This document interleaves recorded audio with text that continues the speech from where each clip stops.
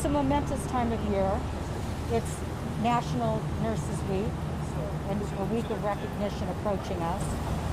But more importantly, perhaps this year, it's more than the one-year mark for COVID-19, and you've been on the front line. Yes.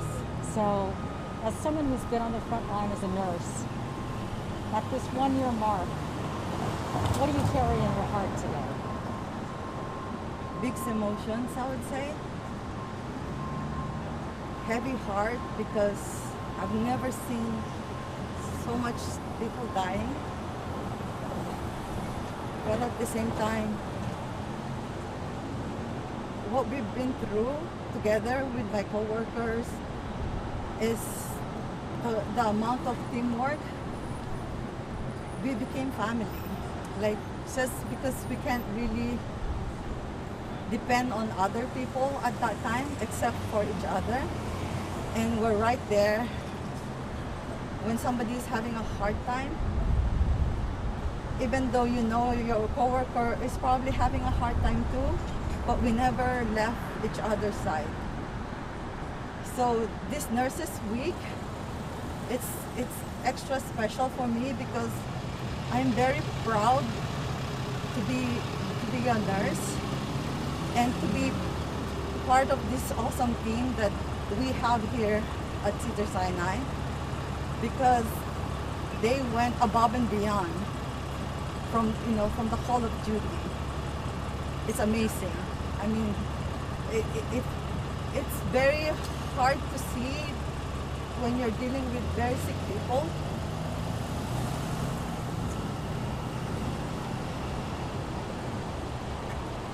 But we always have like the hope that we could make a difference to these people's lives, whether or not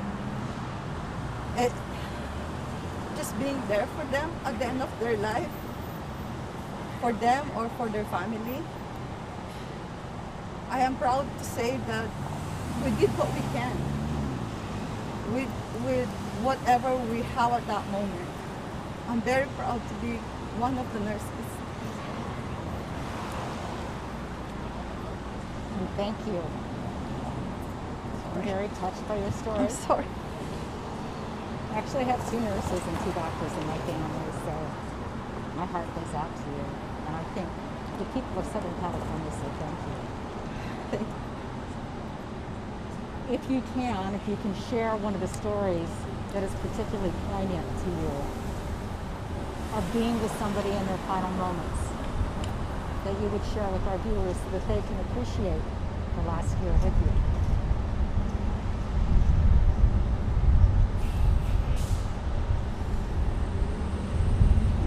I have so many.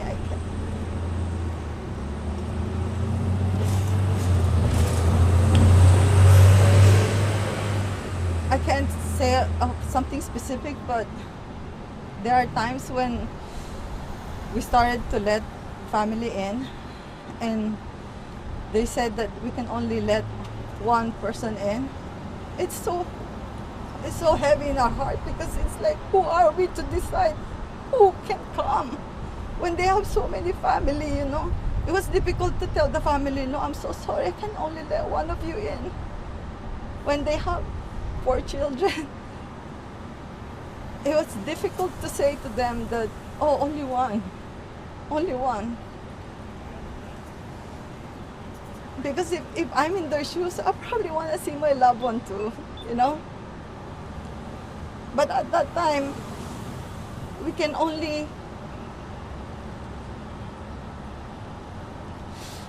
we're trying our best to comply with the CDC and all that stuff. But at the end of the day, it's so heavy for the heart to be telling family members that only one of them can come to see. And I think that's one of the toughest times. Yes. When the patient is at the end of their life. It was very difficult. You talked about the relationships that you formed with your team, really almost like we hear military describe what it's like in battle. Yes. Did you look over and see your coworkers and almost feel like you were in the foxhole together? Oh yes, all the time, all the time. We always check in with each other, making sure no one is left behind, whether or not they're staying to finish up with their documentation, whether or not they need a little break from being in the room for so long. Everyone, even though we're having a hard time ourselves, we manage to still check each other if we're doing okay. And sometimes, it's okay not to be okay, but we have to step behind, pull ourselves out of it, take a few minutes of rest, and just collect yourself back. Because then we're needed right in front. So we can focus to what we need to do for the patients. There are times when we stay long or we're short nurses and we're like, okay, we'll stay another 4 hours until they get over the busyness at that moment. We will stay. And even though we know people are already tired, people never hesitated to say, yes, I will stay. Yes, I'll give you a 5-minute break. We were there for each other. And how did your family handle this? Because you're working such long hours under such stress. And then there was the fear, of course, before we had the vaccine, that you might bring it home. Yes. So that's a lot on your plate. Right. It was very difficult. I was very fortunate to have a very understanding family, a very supportive husband, and 2 beautiful children. And they understood. At one point, when we were doing this in the beginning, I had to set up my office to be my room, and I was there by myself. Even though I go home to my house, I see them from far away, and it was difficult because you're tired from work. When you go home, you just want to be with your family, right? But even that, I cannot even do. I see them, but I cannot touch them. I was so afraid that I will bring it home and get my children sick, get my husband sick. And for months, I was just segregated myself in the office.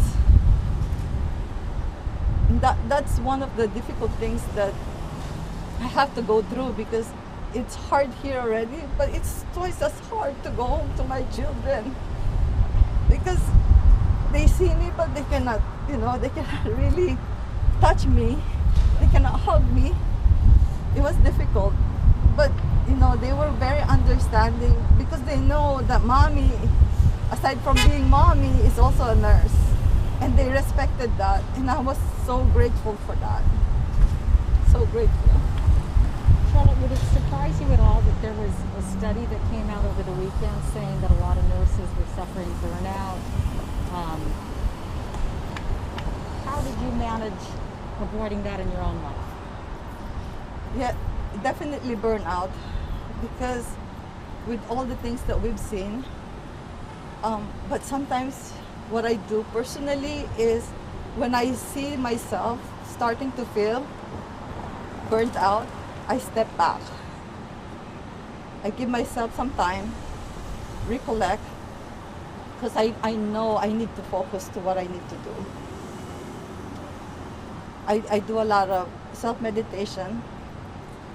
I do a lot of gardening, and I do a lot of, now that after I got vaccinated, I try to spend as much time with my children as I can. And just hanging out with them. Doesn't have to be anything spectacular, but those are the moments that I value the most, is when we're just hanging out, talking, checking with them how they are. I set up a little cafe in my side yard, so sometimes what we do is we just go outside on our side yard and spend time there. So we feel like we step out of the house. So you found a way to recharge and yes, keep on going. And keep on going, yes. Is there one last thing that you would want to leave our viewers with at the end of this interview that you would like to convey after a year like no other and being on the front lines? Is there something you would like them to know?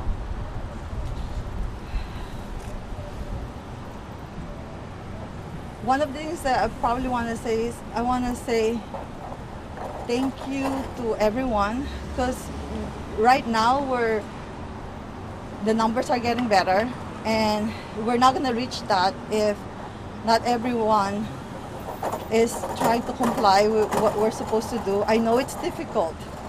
It's hard for us also, but everyone's contribution led us to this where we are right now. And I am very hopeful that it's gonna continue to be getting better, and we'll be able to go back to where we were before. And I want everyone to know that the nurses are also, we're very grateful for the support of the community. When we were in the midst of all this, our community here, they were like sending us food, and we were so touched by that. Like, because they know probably that we barely have any time to do anything else but be here and be at the bedside with the patient. I just want to say thank you for everyone.